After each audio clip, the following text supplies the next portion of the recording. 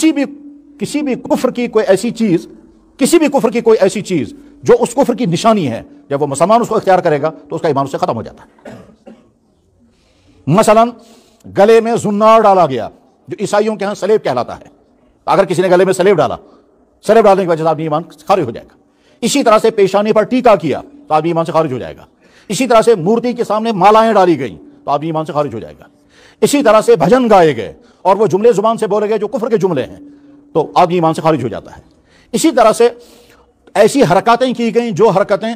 बुत परस्ती की बुनियाद पर की जाती हैं और ये ईमान वाले ने वो हरकतें की हैं, या वो कलाम पढ़ा जो कुफ्र की बुनियाद पर पढ़ा जाता है और आदमी ने मुसलमान होकर के वो कलाम पढ़ा है तो आदमी ईमान से खारिज हो जाता है, ईमान उसका खत्म हो जाता है। इस नुक्ते को सामने रख करके गौर किया जाए, वो हमारे स्कूल, जिन स्कूलों के अंदर बच्चों को वो प्रायर पढ़ाए जाते हैं जिन प्रायरों में खुल्लम खुल्ला कुफ्र है और शिरक है, तो यकीनन वो उस्ताद जो पढ़ाने वाला है अगर वो ईमान वाला है, वो बच्चे जो पढ़ने वाले हैं अगर वो ईमान वाले हैं, तो इन कुफ्र के प्रायरों को पढ़ने के नतीजे में उनका ईमान खत्म हो जाता है।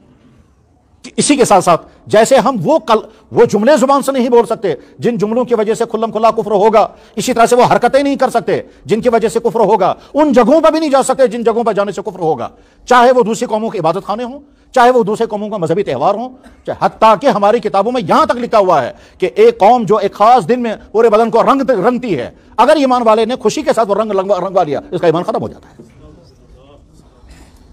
ये थोड़ा इतना आसान मामला है। वो तो उलमा इसलिए इसको बयान नहीं करते हैं कि मुसलमानों की सतह नहीं है उसको सुनने की, ईमानी लेवल इतनी नीचे जा चुकी है कि फौरन आदमी कहता है यार झूठ।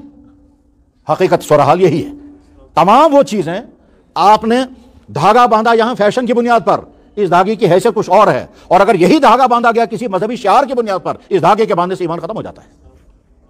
असल में इंटेंशन है मसला कि आप कोई काम जब कर रहे हैं तो इंटेंशन आपका क्या है। हम अगर कोई काम कर रहे हैं इसलिए कि दूसरे मजहब का शियार है और हमें अच्छा लग रहा है, तो जो ही दूसरे मजहब की कोई चीज मजहबी बुनियादों पर जो उनकी होती है अच्छी लग रही है,